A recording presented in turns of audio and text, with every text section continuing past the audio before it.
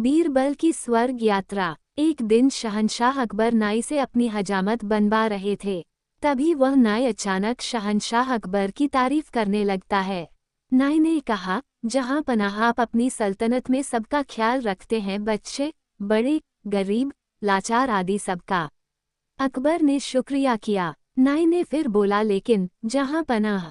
तभी अकबर ने नाई की बात को बीच में ही काटते हुए बोल पड़े, लेकिन क्या हम किसी को भूल रहे हैं जिसकी हम देखभाल नहीं करते हैं। नाई जहां पनाह, गुस्ताखी माफ करें, क्या कभी आपने बड़े बूढ़ों यानी कभी अपने पूर्वजों के बारे में सोचा है जो दुनिया छोड़कर स्वर्ग चले गए हैं। अकबर, लेकिन हम तो उनका भी ख्याल रखते हैं, उनके हक में हम दुआ करते हैं, उनकी याद में हमने शाही मकबरे बनवाए हैं।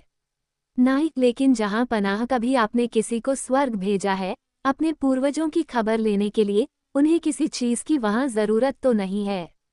अकबर, ये क्या कह रहे हो, कोई स्वर्ग जाकर वापस कैसे आ सकता है, तुम्हारा दिमाग खराब हो गया है क्या। कोई स्वर्ग की यात्रा करके वापस कैसे आ सकता है।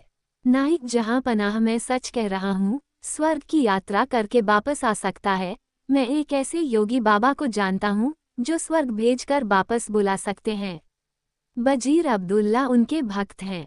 आप चाहे तो बजीर अब्दुल्ला से कहकर आप उस योगी को बुला सकते हैं। अकबर, ठीक है, तुम कल ही बजीर अब्दुल्ला से कहकर उस योगी को बुलाओ। फिर अगले दिन बजीर अब्दुल्ला उस योगी बाबा को लेकर आते हैं।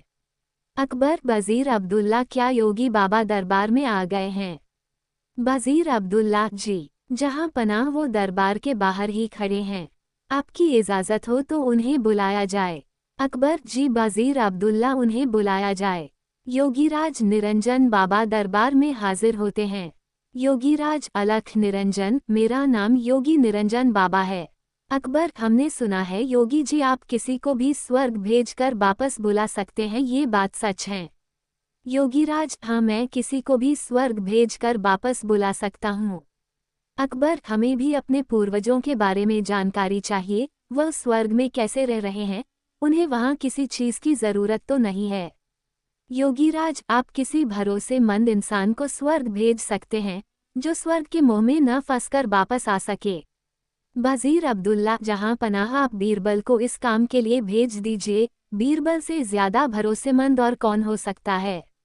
अकबर, बीरबल, क्या आप हमारे लिए स्वर्ग जाएंगे। बीरबल, जी जहां पनाह मैं स्वर्ग जरूर जाऊंगा, लेकिन उससे पहले मैं निरंजन बाबा से कुछ पूछना चाहता हूँ। योगीराज, इस यात्रा में कितना समय लगेगा। योगीराज, इस यात्रा में कम से कम 2 महीने लगेंगे अगर तुम स्वर्ग के सुख के मोह में न फंसो तो। बीरबल, योगी जी आप मुझे स्वर्ग कैसे भेजेंगे। योगीराज, मैं एक पवित्र आग जलाऊंगा, उसमें तुम्हें प्रवेश करना है। वैसे तो ये क्रिया कहीं भी हो सकती है, लेकिन हम इसे गंगा नदी के किनारे करेंगे। बीरबल, जहां पनाह मैं काफ़ी दिनों के लिए अपने घर से दूर रहूंगा, इसलिए मैं 4-5 दिन की मोहलत मांगता हूँ, कुछ अधूरे काम निपटाने हैं। अकबर, ठीक है बीरबल, योगीराज जी आप ये काम 5 दिन बाद संपन्न करें। अब 5 दिन बाद बीरबल को जलाने के लिए ले जाया जाता है। स्वर्ग की यात्रा के लिए योगीराज विधि संपन्न करते हैं। वो एक चिता पर फूल और कुछ सामग्री डालते हैं और बीरबल के माथे पर तिलक करते हैं और चित हो जाने को कहते हैं। बीरबल, अलविदा जहां पनाह। अकबर, हमें आपकी बहुत याद आएगी, आप जल्दी लौटने की कोशिश करना। बीरबल, जी जहां पनाह, मैं जल्दी लौट कर आऊंगा। और फिर 2 महीने गुजर जाते हैं। शहंशाह अकबर बहुत चिंतित हो जाते हैं। अकबर, हमें बीरबल की बहुत याद आ रही है, 2 महीने गुजर चुके पर बीरबल अभी तक नहीं लौटे, हमें बहुत चिंता हो रही है। योगीराज का क्या कहना है, कब तक बीरबल लौट आएंगे। वज़ीर अब्दुल्ला, जहां पनाह, योगी बाबा ये भी तो कह रहे थे हो सकता है बीरबल को स्वर्ग के सुख बहुत भा गए हों और वह उन्हें छोड़कर न आना चाहें। अकबर, नहीं, ऐसा कभी नहीं हो सकता है, बीरबल ऐसा कभी नहीं कर सकते हैं, उन पर हमें पूरा भरोसा है। उसी वक्त वहां पर बीरबल आते हैं। उनके लंबे लंबे बाल होते हैं, लंबी सी दाढ़ी। अकबर उन्हें देखकर बहुत खुश होते हैं। अकबर, खुशामदीद खुशामदीद। हमें आपको देखकर बहुत खुशी हुई और बताए स्वर्ग में हमारे पूर्वज कैसे हैं, उन्हें किसी चीज की वहाँ जरूरत तो नहीं है। बीरबल, नहीं, जहाँ पनाह उन्हें किसी भी चीज की जरूरत नहीं है, वे वहाँ बहुत खुश हैं। अकबर, लेकिन बीरबल आपने ये बाल इतने क्यों बढ़ा लिए हैं? बीरबल, जहाँ पनाह मेरे ही नहीं वहाँ पर सभी के बाल बहुत लंबे हैं। वहाँ पर कोई नाई नहीं है बाल काटने के लिए, इसलिए उन सभी ने यहाँ पर जो नाई है उसे बुलाने के लिए कहा है ताकि वो वहाँ सबके बाल काट सके। अकबर, हाँ हाँ क्यों नहीं, हम अभी अपने नाई को वहाँ भेज रहे हैं। योगीराज और वह नाई अभी यहीं पर हैं, वो इस वक्त हमारे मेहमान बनकर रह रहे हैं। हम अभी स्वर्ग भेजने की क्रिया करवाते हैं। योगीराज और उस नाई को बुलाते हैं। वो दोनों दरबार में हाजिर होते हैं। अकबर उनसे कहते हैं, अकबर, योगीराज, स्वर्ग में नाई की जरूरत है, आप जल्दी से इस नाई को स्वर्ग भेजने की क्रिया शुरू कीजिए।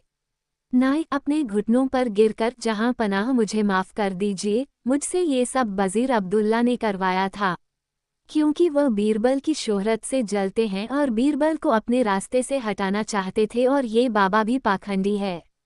पता नहीं बीरबल उस आग से कैसे बच गए, लेकिन मैं नहीं बचूंगा, मुझे माफ कर दीजिए। अकबर, क्या इतनी बड़ी साजिश बीरबल के खिलाफ? सिपाहियों, इस पाखंडी बाबा और इस नाई को ले जाओ और काल कोठरी में डाल दो। और तुम वजीर अब्दुल्ला, मुझे तुमसे ये उम्मीद नहीं थी। मैं अगर चाहूँ तो तुम्हें अभी फांसी पर लटका दूं, लेकिन तुमने हमारी कई साल हिफाजत की है, इसलिए हम तुम्हें इस देश से निकाल देते हैं। सिपाहियों, इसे ले जाकर सरहद के बाहर छोड़ आओ और फिर कभी अपनी शक्ल मत दिखाना। अच्छा बीरबल, मेरे बुद्धिमान दोस्त, ये बताओ तुम्हें इस साजिश का कैसे पता लगा? बीरबल, जहां पनाह, जब मैंने योगीराज के मुआगम प्रवेश करने वाली बात सुनी तो मुझे लगा दाल में कुछ काला है। तभी तो मैंने आपसे 5 दिन की मोहलत मांगी, और मैंने उन 5 दिनों में एक ऐसी सुरंग तैयार करवाई जो उस जगह से सीधे मेरे घर को जाती है। जहां पनाह, जब योगीराज ने आग जलाई तो मैं सीधे उस सुरंग पर खड़ा था जो मेरे घर को जाती है। योगीराज के आग जलाते ही मैं सुरंग का दरवाजा खोलकर अपने घर पहुंच गया। जहां पनाह, इस तरह से मैं वहां से बच निकला, और मैं चाहता था ये लोग अपना गुनाह खुद कबूल करें, इसलिए मैंने 2 महीने अपने बाल नहीं काटे, क्योंकि मैं ये भी जानता था कि इन तीनों में सबसे कमजोर कड़ी नाई है। अकबर, वाह! बीरबल, वाह! एक तुम ही हो जो ऐसा कर सकते हो, तुम्हारे जैसा कोई नहीं। मेरे शातिर दोस्त, तुम ही ऐसा कर सकते हो। यहाँ तक वीडियो देखने और हमारा साथ देने के लिए आपका और हमारे सभी सब्सक्राइबर्स का बहुत बहुत धन्यवाद।